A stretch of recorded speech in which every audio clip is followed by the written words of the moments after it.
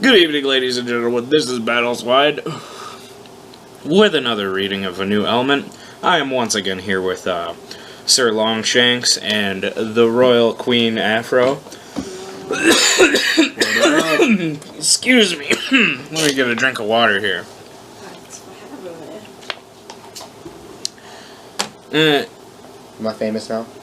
Queen Afro might have to speak up a little because she is kind of far away. However, she is not the main event tonight. Let's jump right into it. There are new rules for this reading. I will be taking a shot every time I hate my life. However, so I don't die from alcohol poisoning, there's a limit of 2 shots for this chapter. You can only hate yourself twice. So I only get 2 moments of self-loathing. Alright, let's jump right into it. My friend. I will choose wisely. There are some cringers in this chapter. However, this is a better chapter. It's got more stuff going on. So let's jump right into it.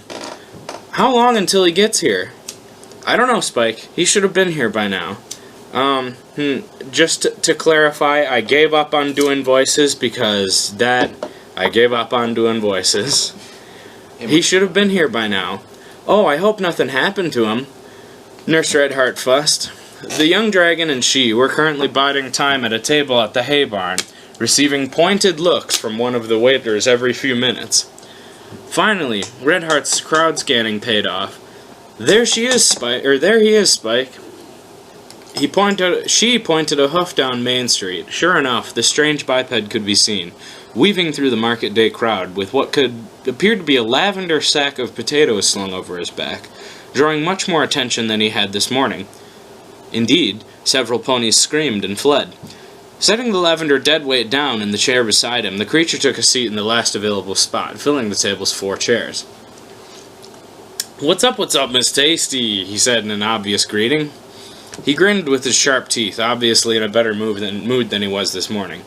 However, his smile quickly vanished beneath a curtain of green fire. I'm actually kind of proud of this part, to be honest. It's good, it's got some good description, I'm describing the characters and stuff very well. And what's going on. I've definitely been intrigued the whole time you've been reading this chapter, because you're actually reading this chapter. I'm glad to hear that. Spike, what are you doing? The dragon said. The dragon said nothing, just continued spitting flames at their guest, who raised his arms to protect his face. Falling backward in his chair, Spike jumped up on the table, spraying John until his cheeks turned deep purple and he paused to take a breath. Redheart knocked him lightly off the table with a hoof, careful not to hit him too hard before tending to the human. Amazingly, he appeared unscathed, his body outlined by charred wood, but even without a speck of soot on his jacket. Okay, I'm gonna do that again. Redheart knocked him lightly off the table with a hoof, careful not to hit him too hard, before tending to the human. Amazingly, he appeared unscathed, his body outlined by charred wood, without even a speck of soot on his jacket. John, are you alright? Whoa, that was weird. He had apparently noticed his lack of being on fire as well.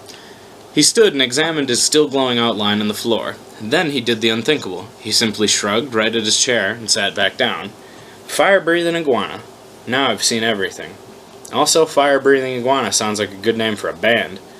Only now did he seem to notice that the entire restaurant seemed to be staring at him. He frowned, Only now did he seem to notice that the entire restaurant seemed to be staring at him. He frowned. Take a fucking picture, it'll last longer. One of the ponies in the restaurant actually pulled the camera out of nowhere and snapped a photo of the biped. John sighed and grabbed a menu. Spike, who had finally managed to claw his way back up onto the table, breathed smoke from his nostrils as he demanded, "What did you do to Twilight, you—" He paused and tried to think of the worst insult he knew. "You jerk!" John sighed again and set his menu down.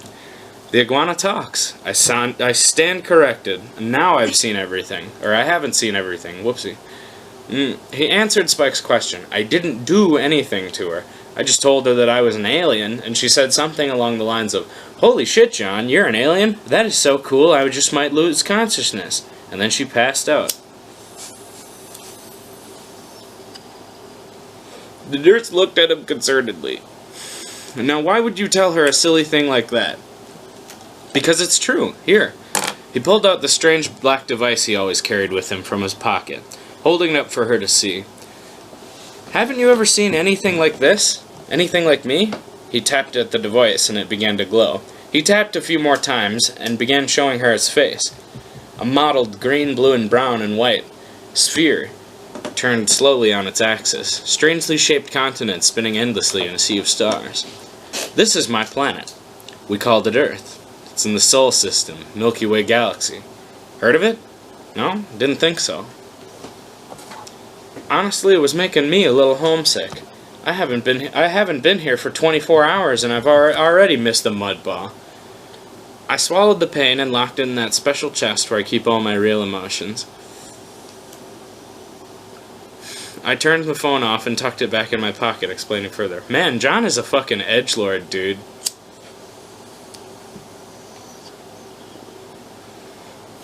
It's only in retrospect that I realize I made him such an edgelord.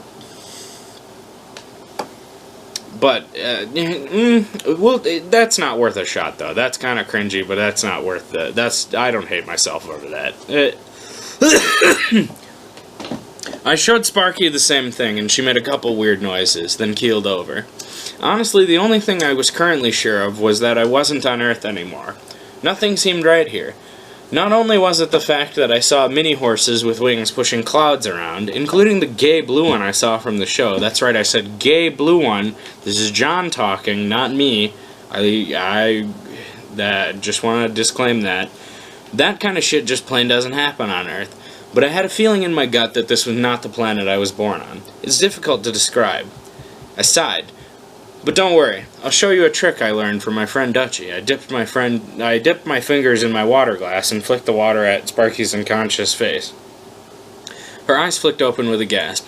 She was about to start yapping again, but I covered her mouth with my own wet palm. Before you say anything, I just want to remind you that we haven't eaten lunch yet, and questions can always be answered later. She nodded, and I removed my hand. She took a deep breath. Okay, let's eat then. Coolio! I picked up my menu again, ignoring the glares from the fire iguana. Flipping through it a few times, I looked toward the kitchen. Is this some sort of vegan restaurant?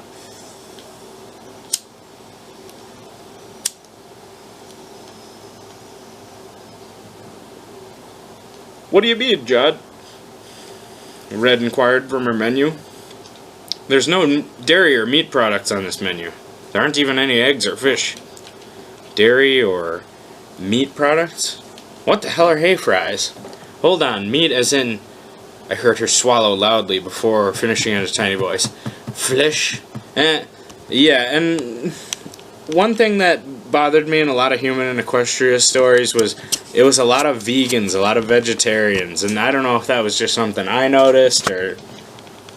But there was an uncharacteristically large amount of people who were okay with going with a completely vegetarian lifestyle. Which I feel, it was just kind of unrealistic, I guess. Are you talking about, like, the horses? No, like... Or are you talking about the person? If human beings were transported into a world where eating meat was considered taboo, or where eating meat didn't exist at all, however, there are, like... clearly, like, non-sentient creatures running around. The way John gets around this...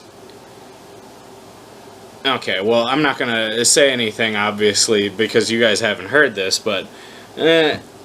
suffice to say, there are non-sentient creatures running around that can be eaten.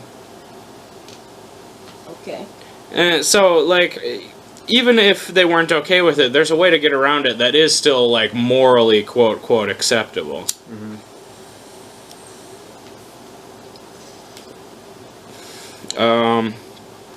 He even says so here. Meat is in flesh. Yeah, what else would it mean? I lowered my menu to look in her eyes. They were terrified, though I guess that makes sense, now that I think about it. You're all herbivores. And you're not? Spyro eventually joined the conversation. Celestia said I'm a minerivore. Nope. Omnivore. You name it, I'll eat it. I grinned, baring my teeth. You don't get pearly whites like these, babies, from crunching on carrots. Speaking of which, you guys have cheese curds here? I fucking love cheese curds. Red was really pale, which was weird. Not only because her quote was white, but because she's a nurse. Wouldn't she deal with blood and guts all the time? Besides, I don't eat stuff that talks, so you don't need to worry. A waiter approached the table. Miss Sparkle, I'm afraid you're going to have to take the creature outside. It's disturbing our other patrons. I piped up before Sparky could answer.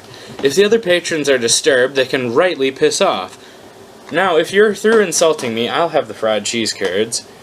The waiter seemed to be surprised that I could talk. I glared at him, and he wrote my order down, as he took the others' orders.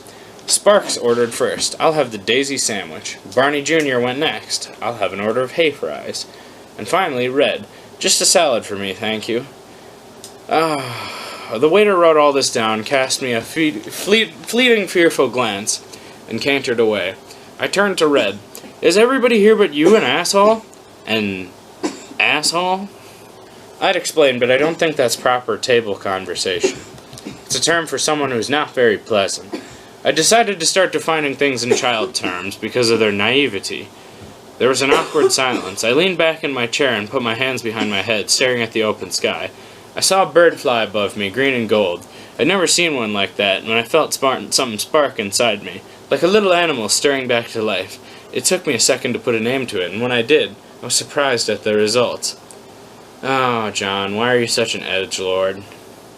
It was my curiosity, long dead to the world. Alright, let's play a game. To make this fair, I ask a question and I get an answer. And in return, you ask a question and get one. That way, everyone learns and I don't get overwhelmed. Sparkles seemed a little taken aback at this. She put her head in her hooves and thought of a good one. You're really an alien? I guess that's all she could think of. I think so. Nothing I've seen here makes me think home, and if the closest thing you have to a human here is the beast from the labyrinth, I get a weird feeling that I'm a fish out of water. Scratch that, a fish in space. On fire, with tits while I'm at it. I slapped my forehead suddenly. Ah, fuck! If I'm the only human here, where am I gonna find any tits? Is that your question? Oh... No, I sighed and thought for a second, before pointing at the green and gold songbird, who had landed on the decorative edges that bordered the restaurant. What kind of bird is that? Once again, she seemed taken aback, but answered me nonetheless. I believe that's a green jay, Viridicida cristata. It mainly subsists on birds, seeds, nuts, and insects, and migrates into the northern... I interrupted her. A green jay?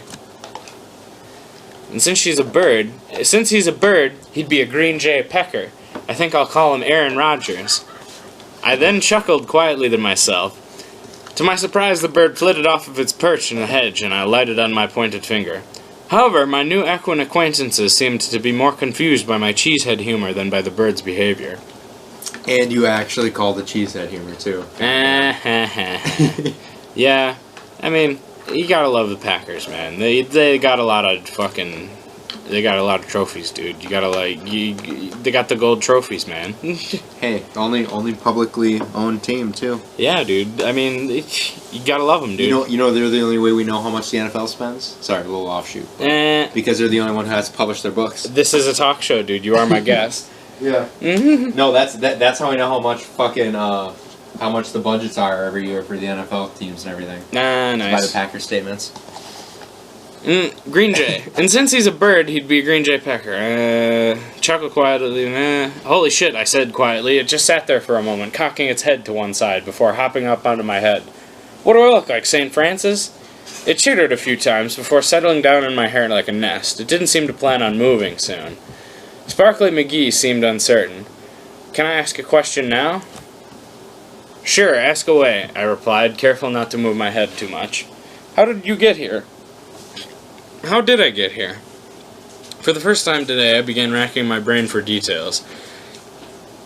They came back in little chunks, like someone had been rummaging around in my head and didn't do a very good job of cleaning up. I was at the bar, more of a pub, really. Dutchie was there. He was singing a song, one of those classics Dad always liked.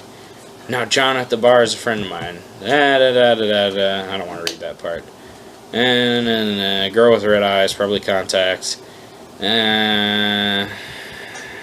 time for one of those shots. Ow, wow, holy fuck, I can feel my mind tearing!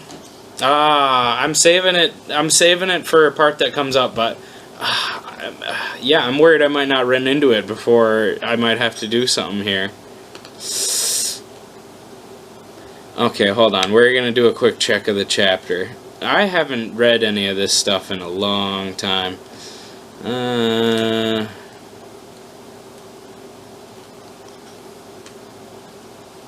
Yeah, hold on. I'm taking a look here.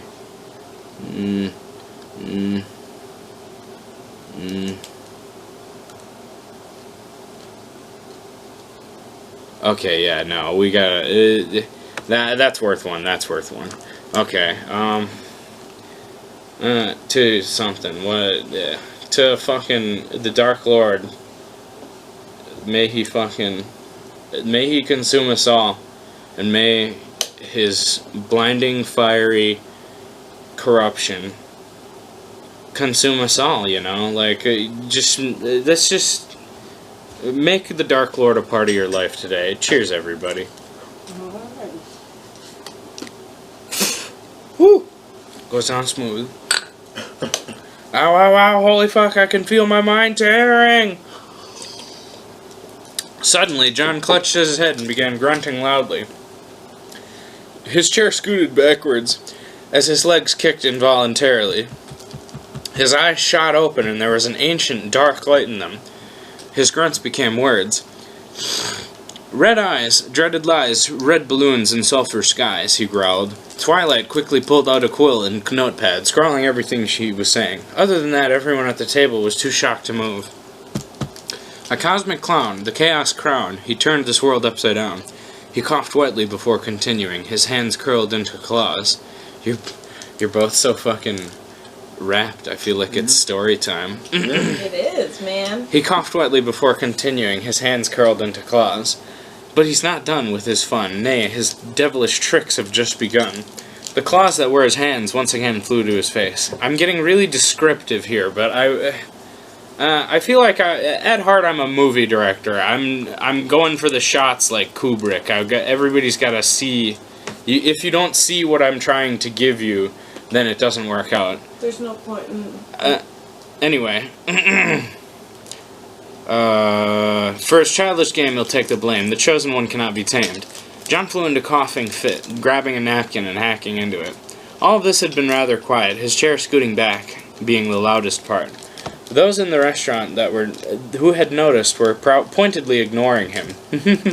I feel like people would fucking do that in real life, just ignore shit. Yeah. He continued his fit for a good minute before removing the napkin. It came away black and sticky. He took one look at it and said simply, well, that's not good. Stuffing the stained napkin into a pocket, he continued as if nothing had happened. Sorry, Sparky, I can't. It's not there anymore. All I remember is, ah, fuck! He clutched his hand again. The next part came out as a whisper. Red eyes, he winced. The goddamn bitch had red eyes. He let out a tense breath and steel entered his gaze. Someone's been fucking around in my head, and I intend to find out who. And then there was another awkward silence. Spike broke it by turning to Twilight. What just happened? Was that normal? The nurse jumped in, making flustered noises, and began taking the human's temperature, prying his jaws open and looked down his throat, basically everything but telling him to turn his head and cough. Over all this, John heard Twilight's head hit the table with a soft thunk as she murmured, He's too weird, I'll never understand him. And this part might be worth taking a shot. I fucking hate I don't know where the fuck this madness came from. The negative wisdom was out before I could stop it. My dad always said, if you bite off more than you could chew, shove some in your cheek for later. Fuck. And that's... I'd just like to clarify for the queen who is not facing the laptop. That fuck was not... I did not come up with that. That was in there. Fuck. What's that supposed to mean? If a problem is too big, take it a little bit at a time, I replied numbly, having asked the same question 8 years ago. We'd completely forgotten our game. I was too distressed. She was too excited. What's your family like? Oh, John, you edgelord. Don't cry, you fucking pussy. I answered her in a soft monotone. I have a brother named Michael. He's 4 years younger than me. Dutchy is like the big brother I never had. And his sisters might as well be my sisters, too. What about your parents? She asked so nonchalantly, not knowing how sharply she was twisting the knife in my heart. Oh, my parents are dead. They were murdered 5 years ago. Someone played the Lego movie Batman. My Dead parents. Dead parents. Yeah, no. Total darkness. No parents. Oh, I hastily wiped a bit of moisture that had been gathering in my tear duct. Red stopped checking my pulse. Oh, you poor little guy, she wrapped me in a tight hug. Red, please stop hugging me, I shifted, trying to squirm out of her grip. Twilight's eyes were sad, too. That's horrible, what happened? I'm still laughing about dead parents? Dead parents. That's horrible, what happened? My hands clenched into fists on the either edge of the table. Some cunhole fucking cultist. She tried to make it look like a goddamn accident. Fuck it, I don't want to talk about this anymore. Ask me something else. I don't know if that whole sequence was worth a shot. This entire sequence is a lot of fucking dialogue. That's horrible. What happened? Like I said, I forgot whose turn it was. What was that poem you were reciting earlier? She seemed to be trying to change the subject. Poem? I have no memory of this poem. She gestured to a page of paper on the table. I slid it over and read it. Red eyes, dreaded lies, red balloons, and sulphur skies. A cosmic clown, the chaos crown, turned his world upside down. I'm not proud of this poem. But he's not done with his fun, nay, his devilish tricks have just begun. For his childish game, he'll take the blame, the chosen one cannot be tamed. Nah, I'm not proud of that rhyme. When did I say all this? Band name answered me. You don't remember? It was like 2 minutes ago. Red shuddered in her embrace, nuzzling my shoulder. I thought you were having a seizure, and then you started coughing. I reached into my pocket and pulled out the stained napkin, studying the strange black fluid. It smelled disgusting, a bitter oily scent that immediately made me think, this stuff is bad and will make you feel bad. So I wake up to this magical land of talking ponies, get accused of sexual assault, and get a concussion. I can't remember anything from last night, and if I try to, I get a migraine and I start speaking in rhyme. Then I start coughing up black shit, and I forget what I said. According to the poem, there's someone with red eyes who tells lies, fuck the world up, and is now trying to screw with me. And of course the chosen one gets involved with at some point. That's basically, like, that chapter could have summed up, like, probably the last couple chapters. Or that fucking paragraph could have summed up the last couple chapters. Like, in way fucking... yeah.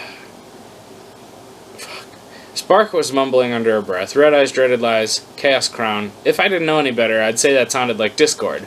But he turned back into stone a couple weeks ago.